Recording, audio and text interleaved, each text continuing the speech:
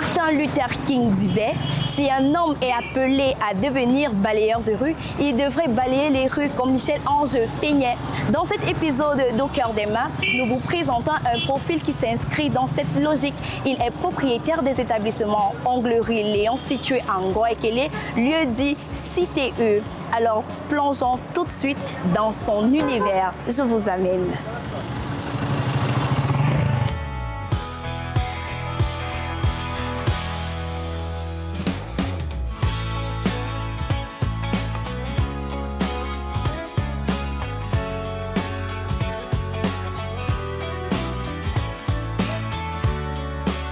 À 29 ans, Cédric Lionel Yague affiche un parcours aussi surprenant qu'inspirant.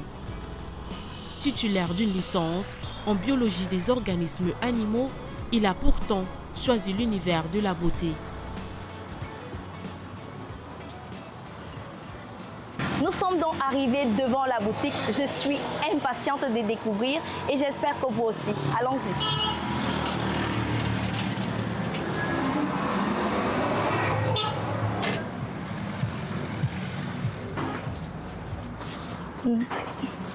Bonjour. Bonjour monsieur. Bonjour. Je vous en prie. Merci. Merci. Alors je vois qu'il est assez tôt, mais vous êtes déjà plongé dans le travail pour arriver à cette étape-là. Quel est le processus? Déjà, je fais une pause américaine ici. Oui. Alors, la pause américaine, c'est cette technique-là qui consiste à poser la capsule sur les doigts de la cliente sans la colle. Il y a nous utilisons ce qu'on appelle la rubber base. Donc, comme je suis en train de polir, il y a déjà eu l'étape de préparation de la main de la cliente, la pose de la capsule selon les techniques américaines. Donc là, je vais polir juste pour appliquer du vernis selon le design au choix de la cliente. Voilà. Quand vous dites sans la colle, ça tient aussi longtemps?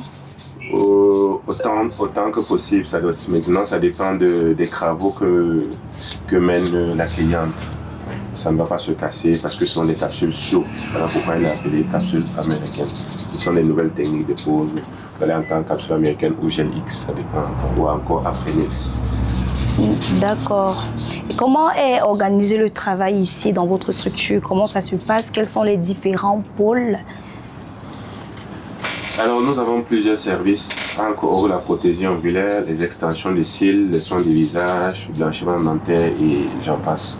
Donc, les services chez nous, c'est avec et sans rendez-vous. Les clients qui prennent rendez-vous chez nous sont prioritaires. Et vous pouvez également nous contacter s'il y a une place de libre, comme ça, à l'improviste. Okay. On va vous faire venir sans problème. Les numéros sont régulièrement disponibles sur nos différents réseaux sociaux. D'accord. Et vous avez une équipe, justement, quand les clients sont pris, comment est-ce que vous répartissez les tâches? Déjà, tout le monde est compétent. Et ça dépend ici maintenant du niveau de complexité de la prestation de la cliente. Si ce sont des choses pas très compliquées, qui ne prennent pas beaucoup de temps, je peux confier à mes collaborateurs selon le niveau d'ancienneté, le niveau de compétences. D'accord. Je vous en prie, le fond 39, s'il vous plaît. Merci. Pour aucune pause vous avez dit pause américaine, c'est ça? Exact. Pour qu'elle soit complète, avec tous les détails, vous faites combien de temps pour faire une pause complète, une pause américaine? Comme j'ai dit tout à l'heure, le tout dépend du choix du design de la cliente. D'accord. Si c'est un modèle simple, genre, dans le cas du simple, c'est la capsule américaine, pause américaine et vernis. Voilà, on va tabler sur 30 à 45 minutes. Maintenant, s'il y a des décorations et autres, bon, le temps supplémentaire sera accordé aux décorations. Mais sur quelque chose de basique, c'est 30 à 45. D'accord. Votre équipe est constituée de combien de personnes? Pour le moment, nous sommes, je vais dire 5. Oui. Ok, 5 personnes. Et les 5 personnes font toutes les tâches à la fois ou bien chacun a son domaine défini? Bon, il y en a qui peuvent faire toutes les tâches, il y en a qui ont des domaines précis. Aujourd'hui, vous êtes promoteur de l'établissement Onglerie Léon. J'aimerais savoir quel est votre parcours On veut connaître l'histoire de l'homme avant d'être promoteur. Quel est votre parcours? Je suis jeune Camerounais comme tout le monde, parce que je suis au Cameroun. Et bon, après les études secondaires, à Douala, je me suis retrouvé à Yaoundé par rapport à l'université. Bon, au terme de ce que je suis venu faire à l'université, parce que bon, si ça ne dépendait que de moi, je n'insulte pas les études universitaires, mais bon, moi je trouvais un peu que c'était un peu de temps perdu pour moi. Pourquoi? Je crois que si j'avais maximisé les 3 années que j'ai fait à l'université, je crois que je devais être un peu plus loin. Mais je ne regrette pas aussi, parce que j'ai appris l'école de la vie étant là-bas. Donc, comme je disais, après les études universitaires, c'était pas évident de s'en sortir. Donc, il fallait trouver quelque chose à faire pour pouvoir prendre soin de soi-même. Parce que voilà, il y a des petits frères, il y a des charges. Et quand vous êtes déjà à l'université, on considère que vous êtes un boss, vous êtes un grand.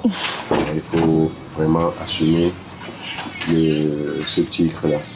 C'est comme ça que je me suis retrouvé à chercher ce que je pouvais faire.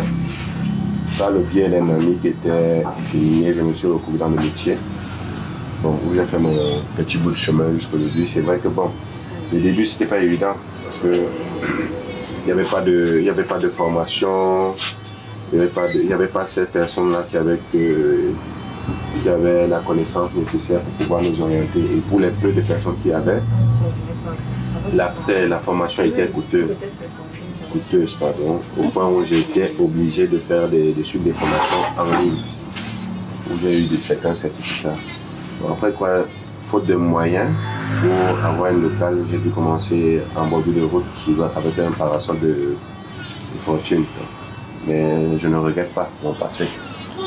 Et avec le temps, j'ai fait mes pas et j'ai pu avoir ce petit espace où j'officie. Ça fait combien d'années que vous évoluez dans le domaine de l'onglerie? J'ai embrassé l'onglerie, la protection ongulaire. Bon, je vais dire l'onglerie en les années 2016, mais je n'étais pas excellent. C'est dans les années 2019 que bon, voilà, je pourrais à partir de cette année-là, que je pourrais me faire appeler prothésiste ongulaire parce que voilà, je maîtrisais déjà les contours et les recours de ce business, de cette profession. D'accord, vous avez dit qu'après les études, il fallait trouver quelque chose à faire. L'onglerie, c'est juste parce que ça a été la première chose que vous avez vue à faire, ou alors quelque part, il y avait d'abord une passion pour le métier? Honnêtement, selon la conjoncture économique, si je dis qu'au départ, il y avait la passion, j'aurais menti. Au départ, c'était trouver quelque chose qui permet de joindre les deux bouts. Mais sauf que quand vous vous retrouvez dans ce métier et que vous avez des personnes que vous appréciez bien, que vous avez des objectifs, vous vous rendez compte que s'il n'y a pas de passion, s'il n'y a pas de volonté, s'il n'y a pas de consacration et d'engagement, vous ne pourrez pas arriver là où vos objectifs, là où vous voudrez arriver selon vos objectifs que vous êtes fixés. Ok, quelle est votre vision pour Onglerie Léon? Bon, pour moi, c'est vrai que jusqu'ici, l'établissement Onglerie Léon est seulement dans la ville de Yaoundé. Pourquoi pas, avec le temps, être national et après avoir des franchises à l'international. Voilà. D'accord. Est-ce que vous êtes ouvert au partenariat? Oui. Nous sommes ouverts au partenariat, déjà que nous en avons avec certains instituts de formation et certains centres de formation, de par le fait que nous recevons déjà leurs apprenants en stage chez nous. Donc, nous sommes ouverts depuis longtemps, jusqu'aujourd'hui, voilà. Même à de nouvelles partenariats, il n'y a pas de problème. Vous avez parlé à l'instant de formation, des formations que vous donnez. Comment se passent ces formations si je voudrais venir me former à l'établissement Onglerie Léon? Quelles sont les modalités? La formation se fait pendant combien de temps? Et puis, est-ce qu'il y a un suivi après formation? Pour ce qui est de la formation, oui, nous offrons des formations. Ça dépend des vagues. Il y a des formations sur 2, 3, 4, 5, 6 mois. Ça dépend des vagues, je vais dire ça comme ça. Et ce que nous offrons, nous avons la possibilité à nos apprenants de faire des stages chez nous, de faire des stages chez nos partenaires également. Et voilà, nous accompagnons nos apprenantes dans la recherche de l'emploi ou alors dans la création et la mise sur pied de leurs différentes entreprises. On va dire ça comme ça. Ok, je suis curieuse. Est-ce que l'onglerie nourrit bien son âme? Je suis très curieuse.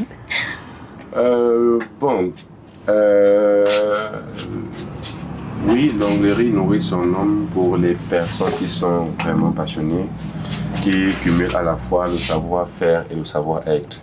Il ne suffit pas juste d'être bon prothésiste ongulaire pour dire que bon voilà. Il faut aussi le savoir-être, surtout au niveau de la gestion clientèle. Le customer service, parce que c'est la partie la plus importante. Aujourd'hui, tout est rendu facile, tout a été facilité par l'Occident, le blanc, le chinois, pour que voilà, tout le monde, même peu importe ton QI, que tu puisses essayer de t'en sortir. Quelles sont les difficultés que vous rencontrez dans ce métier? Pour moi, la difficulté principale, c'est le fait qu'au niveau du Cameroun, voilà, que l'État, à travers ses organismes, n'ont pas encore pu réglementer le secteur du métier. Dans le sens où vous allez voir, il y a des potes qui embrassent le secteur du métier comme ça. Là, il se lève un jour sans formation aucune, sans compétence, il va se lever et embrasser le métier.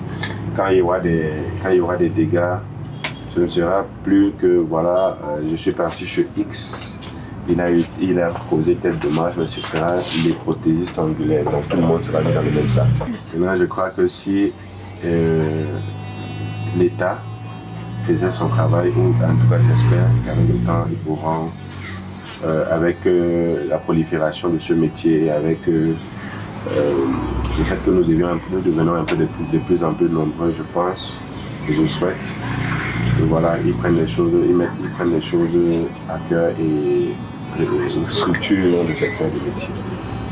On parlait de formation à l'instant, une question me revient là. Depuis que vous avez institué ce service, depuis que vous avez mis ce service dans votre établissement, vous avez formé combien de personnes au total? Bon, je vais estimer parce que bon voilà, je n'ai pas les chiffres à côté. Et ça fait combien d'années que vous formez? Je vais estimer, je crois que je peux être sensiblement dans les 100 et plus. Et le centre de formation Onglerie Léon Training School, lui, il existe depuis 2019. Est-ce que le fait de former dans autant de personnes, et nous savons que tous les prothésistes aujourd'hui forment également, est-ce que ça ne constitue pas une difficulté dans votre domaine? Bon, le fait de former autant de personnes, non, ce n'est pas le fait de former autant de personnes qui fait la difficulté. C'est le fait de mal former. Bon, je ne parle pas d'Onglerie Léon, je parle dans un cadre général, c'est le fait de mal former certaines personnes qui embrassent ce métier. Ça fait que ces personnes n'accordent plus de valeur à ce métier. Parce qu'en réalité, les métiers de l'esthétique, les métiers de la beauté, c'est le métier des personnes, c'est pour des personnes d'une certaine classe sociale. Mais parce que, voilà, on va dire des formations à 100 francs, 50, on pollue le marché d'aujourd'hui. Voilà, quelqu'un qui n'a pas payé, qui n'a pas dépensé, en tout cas, avec 100 périls, on fait sans loi. Donc, quelqu'un qui n'a pas payé cher ne va pas connaître l'importance. Et voilà. Les femmes, elles aussi, parce que bon voilà, elles veulent aussi avoir des ongles, peu importe les risques, les conséquences que cela représente pour leur santé, elles s'en foutent. Donc, je crois que c'est pas le nombre de personnes qu'on a formées, mais c'est plutôt au niveau de comment elles se situent au niveau de la qualité de la formation. D'accord. Et est-ce que le fait que le marché soit saturé aujourd'hui n'est pas également une difficulté dans le domaine de l'onglerie? Parce que dans tous les coins de rue, on retrouve des prothésistes. Que ce soit sur le net, que ce soit dans les quartiers, ils sont nombreux. Okay. Maintenant, est-ce que ce n'est pas une difficulté? Ou alors je vais reformuler ma question. Pourquoi est-ce que je viendrais chez Onglerie Léon plutôt qu'aller quelque part ailleurs? Bon, je vais prendre un exemple dans le marché. Vous allez voir, la chance que nous avons en commun, c'est que nous ne sommes pas au mètre carré près. Donc, dire que le métier serré, c'est un peu abusé. C'est vrai qu'il y a trop de charlatans, oui, je suis d'accord. Mais au marché, vous allez voir, le maman vend des oignons, mais chacun son client. Ouais, vous priez, vous séchez là, vous améliorez chaque jour. Bon, voilà. Je ne vais pas dire que je suis meilleur que X ou meilleur que Y, mais chaque jour qui passe, j'essaye de faire de mon mieux et je compte sur mon Dieu. Voilà. Et qu'est-ce qui fait votre particularité? C'est quoi votre touche? Qu'est-ce que vous avez en plus? C'est surtout, on va dire voilà, la qualité du service. La qualité du service, la qualité des produits et des matériels, on va dire ça comme ça, et le nail art, on va dire ça comme ça. Voilà. C'est beau ça. Ça prend... C'est quoi la différence? Bon, qu'est-ce qui me ferait faire cette pose plutôt qu'une autre? Bon, cette pose plutôt qu'une autre, je dis toujours, comme j'ai dit au départ, ça dépend. La cliente va venir selon l'occasion, selon l'événement. Nous sommes obligés de conseiller, d'orienter la cliente. Et par rapport à sa formation de peau, on lui dit non, tenez, faites plutôt ci, ne faites pas ça. Par rapport à la longueur aussi, il y a tous ces paramètres-là qui influencent le choix du travail à faire sur la cliente. Est-ce qu'il vous est déjà arrivé de rater une pause? Oui, toujours. Et comment est-ce que vous avez géré? Bon, honnêtement, quand je dis rater, je crois que c'est les prothésistes qui vont comprendre ça. La cliente ne saura pas que j'ai raté, mais au fond de moi, ça n'aurait pas donné ce que j'aurais souhaité avoir. D'accord. Elle ne saura pas. Bon, je peux être en train de faire un design et une ligne est penchée. Elle ne va pas voir que la ligne penche, mais comme je suis perfectionniste, je vais voir que cette ligne n'est pas comme j'aurais souhaité. C'est ça un peu. Non, il n'y a jamais eu un modèle que la cliente s'est rendue compte que c'est pas ce que j'ai demandé et puis ça s'est allé en vrille. Non, parce que la plupart des temps, la clientèle sait que quand c'est un modèle compliqué, nous prenons la peine au départ d'observer, voir si le matériel est disponible. Et si le matériel est disponible, si c'est faisable, nous disons oui. Si c'est pas faisable, nous disons non. Mais la plupart du temps, ce qui nous sépare les clients, c'est le prix. D'accord. Parce qu'il peut avoir une prestation comme peut-être la frange reverse.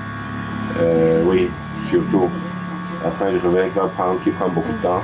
Quand nous allons donner le prix surtout à la cliente, elle va dire bah tiens, c'est pour faire quoi? C'est pour acheter le terrain ou quoi? Justement, les prix sont fixés en fonction de quoi? En fonction du temps mis, en fonction de la qualité du matériel, en fonction de... Bon, vous déjà, fixez vos prix en fonction de quoi? Perso, je préfère garder certaines informations pour moi, mais beaucoup plus. Je vais vous dire que je fixe le prix en fonction du temps que la prestation me prendra. D'accord. Si une prestation va me prendre 1 heure, il y a des prix. Si une prestation va me prendre 2 heures, il y a des prix. Parce que forcément, pour un nombre d'heures, correspond à une certaine difficulté. Quand je vois un matin travail, je peux évaluer la difficulté, je peux évaluer la complexité du design. Là, je saurais que ça me prendra tel nombre d'heures. D'accord. Il y a des designs qui vont peut-être sembler chargés, mais pour moi, je vois que bon, voilà, je peux obtenir ça en 1h30. Voilà, je vous donne le prix par rapport à Ok. le nombre de temps. Du point de vue de la santé, est-ce qu'une mauvaise pose peut entraîner des problèmes de santé aux clients? Bon, déjà, le terme mauvaise pose, je ne sais pas. Bon, si mauvaise pose égale à la structure de l'ongle rendu final moche, non. Mais si c'est dans le protocole, dans les étapes, dans l'exécution de l'exercice, oui. Je prends un exemple bête. L'hygiène du matériel est capitale dans la santé de la cliente. C'est-à-dire, par exemple, comme je vois dans certains marchés, on va utiliser un même pied de biche, on va dire qu'on stérilise ou on désinfecte avec l'alcool ou autre. Là, c'est pas la peine. C'est moins cher, donc déjà, il vaut mieux quand vous finissez avec un pied de biche, vous remettez la cliente. Là, ça évite les soucis de santé. Ça va éviter, vous évitez les mycoses, les maladies des ongles, tout ce qui va avec. D'accord. Et aussi, voilà, de nos jours, avec tout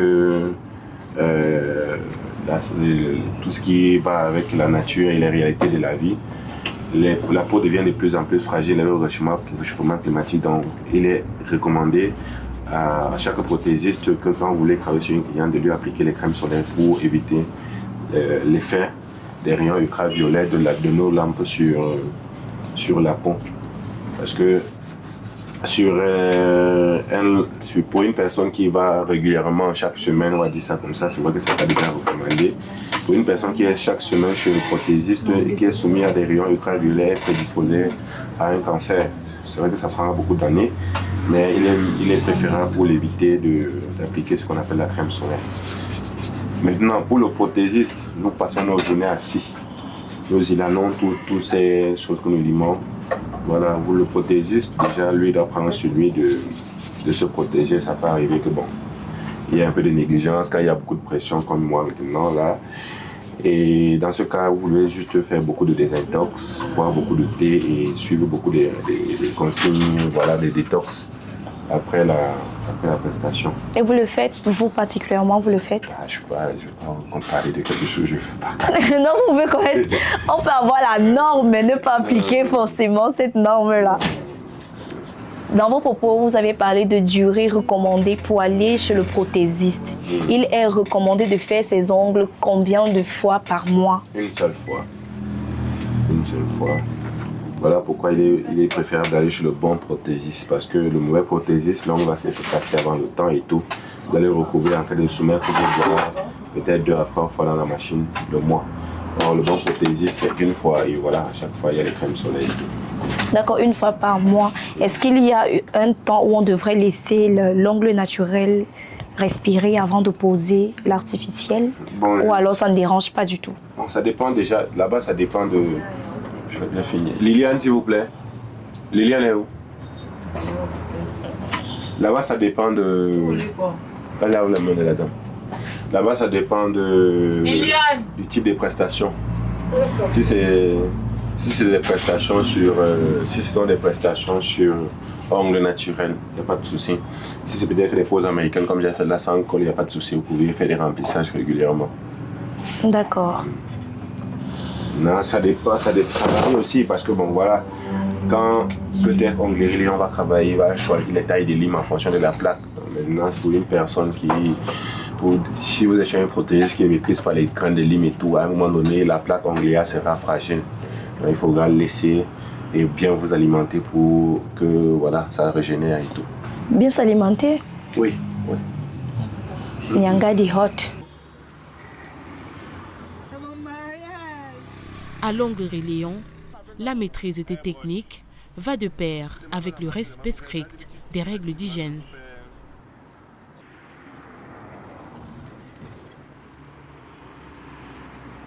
C'est ce que vous avez choisi, mais tant que de vous conseiller plutôt la pose 4 eyes.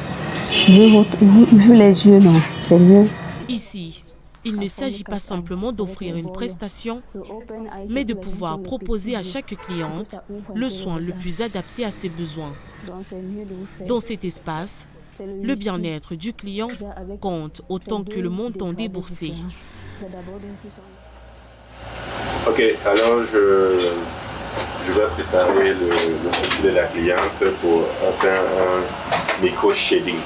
Ce n'est pas un micro-blading. Shading, c'est shade dégradé qui donne l'impression d'un tatou, mais qui confère au sourcil cet aspect naturel. Plus besoin de se lever le matin et se retrouver en train de crasser le sourcil à nouveau. Selon le visage d'une cliente, alors que je vais proposer des courbes différentes. Mais pour le moment, quand elle ne ressent pas de douleur, je vais épiler. Une fois avoir épilé, je vais appliquer de l'anesthésie. Oh, ça prendra son temps nécessaire et voilà. Après quoi, je pourrai venir travailler sur son visage sans souci et elle ne va pas ressentir de douleur. Malgré la clientèle toujours affluente, Cédric Lionel ne cède pas à la précipitation. Chaque prestation est réalisée avec le même soin, entre concentration et rigueur, pour garantir un résultat à la hauteur des attentes. Pour lui, Un travail bien fait est souvent la meilleure porte ouverte vers de nouvelles clientes. Ok, là je vais patienter. Je vais laisser reposer le visage de la cliente, patienter 30 minutes de temps que voilà, le souci, l'anesthésie fasse effet. D'accord. Faire le cat ice, quelles sont les étapes que vous appliquez généralement? Généralement, on commence par nettoyer les yeux de la cliente avec une mousse, comme celle-ci. Après la mousse, on nettoie avec un coton carré. Mais ça sert à quoi? Cette étape est importante pour que ça tienne ou Pour que alors ça c'est tienne, pour une mesure de nettoyer santé? d'abord la poussière ou le maquillage qu'elle a eu à mettre avant la pose. Après le nettoyage avec la mousse, on nettoie avec de l'eau. D'accord. On met l'eau pour rincer la mousse qu'on a mis.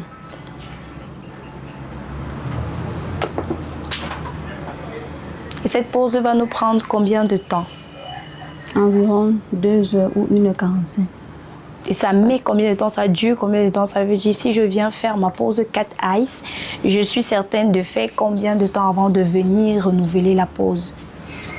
1 mois, mais pendant les 1 mois, après 3 semaines, vous venez d'abord faire le remplissage parce que certains cils vont sauter. Vous venez faire le remplissage après 2 ou 3 semaines. D'accord. Et combien coûte une pause cat ice? Non, on ne facture pas en fonction des formes de pose. Le cat ice c'est une forme de pose. On facture en fonction des types. Elle veut l'hybride en cat ice. L'hybride c'est 10 000. Donc les cils à partir de 5 000, le naturel à 5 000, l'hybride à 10 000, le volume 15 000 et le méga volume à 20 000. D'accord.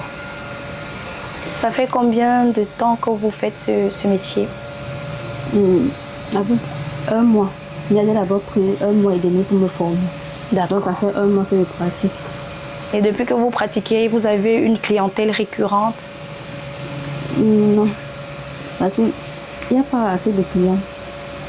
C'est dû à quoi?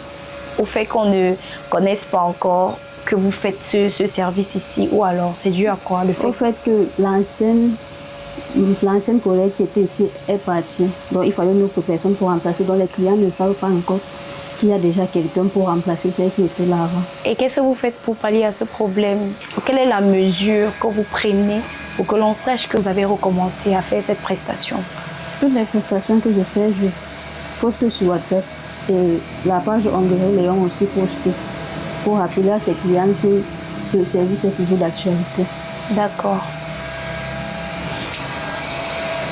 Alors, comme je disais, je n'ai pas commencé dans cet espace dans les années 2016. J'ai commencé en bordure de route, donc je faisais mon petit bout de chemin, c'est juste à côté. C'est vrai que en 2016, ayant commencé, j'ai eu la chance d'avoir cet espace. C'était vide quand je débutais. Bon, on va aller, je vais vous montrer l'endroit où j'étais, c'est pas loin. Bon, je n'avais pas la chance à mes débuts, étant orphelin, j'ai juste volé l'argent de la scolarité pour débuter. C'était du coup, Voler l'argent de la scolarité? Oui, c'était la deuxième tranche. Ok. On m'avait donné 25 000, mais il y avait encore le temps, il y avait encore les délais pour payer. À cette période-là, j'ai retiré 18 500, j'ai payé la scolarité. Ce n'est pas pour dire que vous devez voler l'argent de la scolarité pour investir, hein? C'est ici que j'ai débuté, c'était pas évident, mais bon, on a fait avec. Et comment est-ce qu'on fait pour quitter justement d'un endroit où on a un tabouret, un parapluie à un établissement? Quelle est la discipline qu'il faut pour avoir un établissement? Bon, je crois que déjà pour un garçon, ce que le garçon doit savoir, c'est que les plaisirs de la vie viennent en seconde position ou en troisième position même. Ses objectifs d'abord. Donc pour moi, c'était l'argent. Je travaillais d'arrache-pied carrément. Je travaillais de lundi à dimanche. J'avais pas de congé et avec la force de ce qu'on appelle un Nyangui.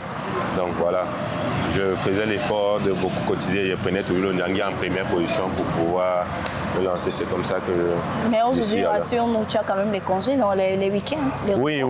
Vous savez, quand vous avez déjà le personnel, vous pouvez vous permettre de venir un peu en retard. Vous pouvez vous permettre un peu de temps pour vous. Donc c'est normal. Surtout quand vous formez bien les personnes, elles ont là au moins pour gérer la relève. À mes débuts, il y avait bon, c'est vrai que cet espace-ci était vide. Le papa qui était là, c'est le papa-ci. Bon, nous, on l'appelle beaucoup plus jongleur. Donc...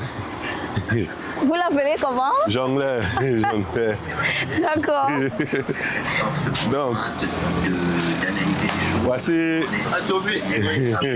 voici mon papa. Bon, ne prêtez pas attention sur la familiarité, c'est mon papa de depuis.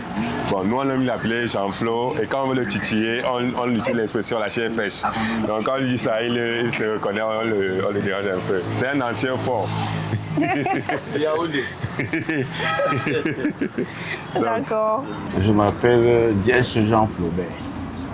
Beaucoup plus connu sous le nom de Jean. Beaucoup plus connu sous le nom de Jean Flo. Certains miel. m'appellent Jean Flo, d'autres m'appellent Le miel. Prestige. Le condiment préféré des femmes. Alors? Bon, ça fait plus de 6 ans que je suis là.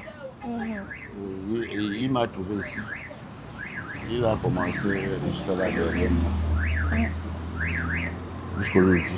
C'est quel type de personne? Quel est son profil psychologique? Un petit garçon qui se comporte bien Parle au un peu milieu des fort. autres. Oui. Il fait la différence parmi tant d'autres. Il aide aussi les gens au quartier avec les angles qu'ils mettent aux femmes. Parfois gratuitement, parfois il prend de l'argent. Quand vous dites qu'il se comporte bien, qu'est-ce qu'il fait? Je dis parfois. Parfois. Personne n'est pas, nul n'est pas fait. Oui, quand Voilà, il se donc. comporte donc bien, quel est son caractère? Qu'est-ce qu'il fait pour que vous puissiez conclure aujourd'hui que c'est quelqu'un de bien? Le fait de s'adresser aux gens au quartier, Oui. créer aussi des structures pour aider les étudiantes. En ce qui concerne son travail, il nous a fait comprendre qu'il a commencé par par un tabouret, Oui, un parapluie. Une petite table. Oui, petite Là table. derrière, il y avait un petit tabouret, puis un petit banc de 5 places, Ok. avec quelques boîtes de vernis. Est-ce que vous le classeriez au rang de travailleur? C'est quelqu'un de travailleur? Bon, je peux dire qu'il est en cours. Et j'espère qu'il va aboutir. Vous le connaissant et connaissant son travail, est-ce que vous pensez que c'est quelqu'un qui est appelé à faire de grandes choses? Je crois, puisque étant donné qu'il a commencé ici derrière moi, aujourd'hui, nous constatons tous qu'il a déjà une grande structure, même une école en bas. Ça veut dire que c'est quelqu'un qui a les yeux ouverts. On aimerait qu'il ira loin. De retour à l'atelier, une fois l'anesthésie bien installée, place à l'étape décisive, la réalisation du micro-blending. Céric commence par redessiner la ligne idéale du sourcil, prend les mesures, contrôle la symétrie et ajuste chaque détail avant d'entamer le travail.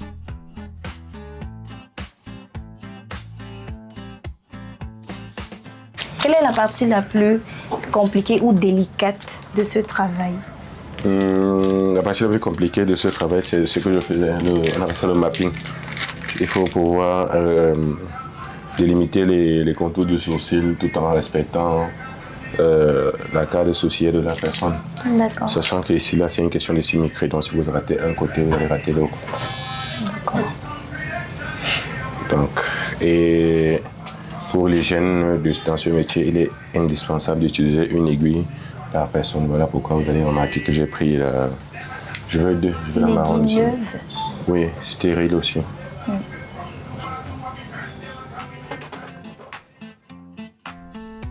À l'aide des gestes précis, il implante ensuite le pigment trait par trait, imitant avec finesse le poil naturel. Concentré et méticuleux, il avance avec prudence, conscient qu'ici, la moindre précision fait toute la différence.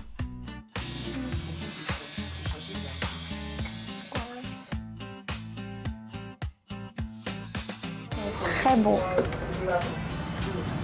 Alors monsieur, ça peut mettre combien de temps?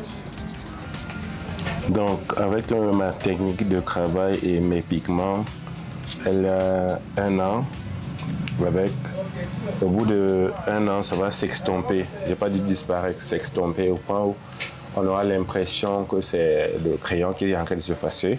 Oh, On va dire ça comme ça. Et maintenant, elle aura le choix, soit revenir pour renforcer et remettre ça comme neuf, ou alors décider de laisser pour que ça s'estompe définitivement. Donc, c'est ça. D'accord. En tout cas, c'est bien fait. Hein. Merci. Le ciseau, je vous en prie. Donc, madame, s'il vous plaît, ça c'est la vitamine. L'objectif, c'est que cela permette une cicatrisation rapide et sans effet secondaire. Donc, vous allez faire l'effort de l'appliquer régulièrement sur le visage. Vous n'allez pas laisser le visage sécher. Quand je dis le visage, pas du sourcil. Donc, il doit être toujours hydraté. Toujours. Vous ne mettez pas en quantité importante. Et quand vous appliquez juste sur la partie du sourcil sur laquelle il y a défini le micro-shading. Ne jamais laisser ça sec, surtout pas. Pendant combien de temps? La cicatrisation se fait pendant 4 à 5 jours. D'accord. Donc, pendant les 4 jours ou 5 jours, elle devra appliquer le médicament régulièrement. Elle marche avec dans son sac. D'accord. Elle applique tout le temps pour obtenir un résultat rapide et net. Je vous en prie, ça c'est pour vous. Merci. Ok, bon, là j'ai fini avec vous. Merci. Mesdames et messieurs, vous l'aurez compris à travers ce profil, le travail bien fait paye toujours. Avec beaucoup de discipline et d'abnégation, l'on est capable d'accomplir des grandes choses. C'était tout pour cet épisode d'Au cœur des mains. On se retrouve très vite avec un nouvel artisan. Vous le savez déjà, c'était La Fortune Mengue, la voie du bonheur. Bye bye.